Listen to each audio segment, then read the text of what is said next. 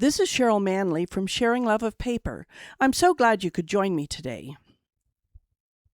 Do you need a gift for someone special and don't know what to get? How about a quick scrapbook album of a special memory or event? In just a minute, I'll be showing a quick flip through of a gift that I made. And as usual, I've added a few helpful tips along the way, including how to use special paper napkins from an event to help decorate your project. Step 1. Choose your photos. If you have a lot, pare them down by choosing the best of similar prints. Here I even scaled down the party invitation and printed it up. Step 2. Choose your album. Though I usually use 12 by 12 pages for my scrapbooks, for a quick gift like this, I find smaller albums work best, perhaps 6 by 6 or 8 by 8. I used an 8 by 8 album for this gift. Step 3. Choose your papers. Stampin' Up! With their special color scheme makes this really easy. For example, if the color Misty Moonlight goes well with my photos, I can look for papers with that color and know they'll go together. Plus, I'll have cardstock, ink, and alcohol markers called Stampin' Blends that are all the same color so I can create a cohesive page. Because I often want to do this, I've created a spreadsheet that lists the names of the Designer Series paper packs across the top and the Stampin' Up! Colors down the side. When I get a new pack of paper, I simply use a piece of cardstock in that color to determine how many papers in the pack go well with that color and list it here. So if I want papers with Misty Moonlight, I can look at my spreadsheet and see that there are several papers that would work.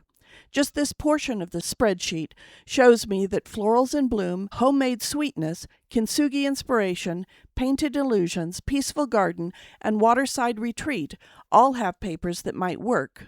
Step 4. Put it together. Using sketches or your own ideas. In the past, I've shown you my sketch notebooks that allow me to quickly flip through for inspiration. Now for a quick look through this album. This is page 1. Notice the embossed background. If you have a smaller die-cut machine, this might only work for 6 by 6 albums, but I have one that allows for 8.5 wide, so it worked perfectly for this one. Then I chose paper scraps in 4 different sizes and patterns. I simply inked the edges, then fiddled with them and my photo until I had an arrangement I liked.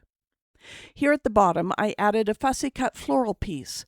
This came from the paper napkins that were used at the event. Here are a few pieces so you can see. They were like that on either side.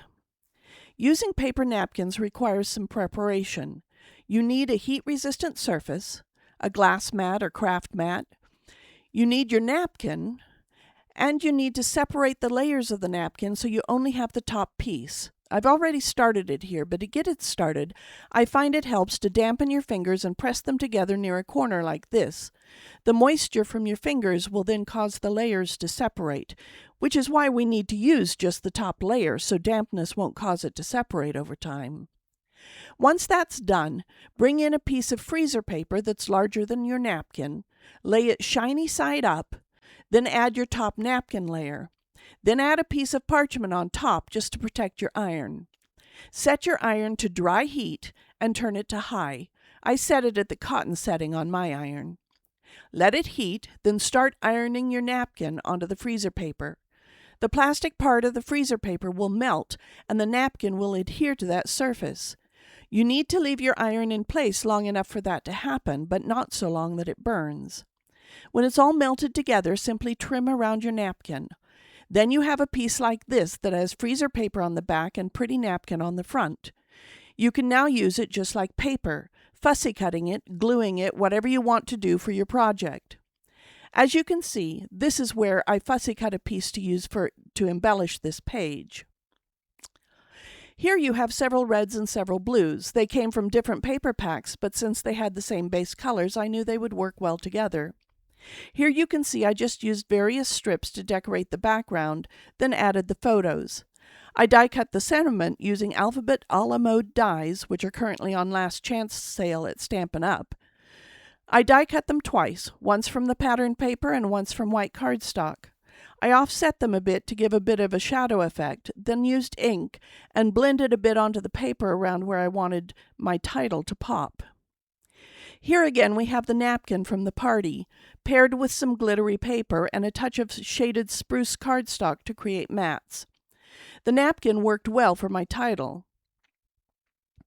Here I simply have two papers that coordinate, cut them in half on the diagonal and arranged them so it forms this diagonal running across both pages.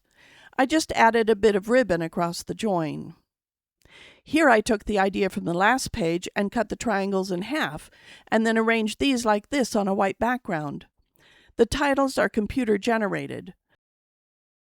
I left this space so that my mom can list the names of those around the tables.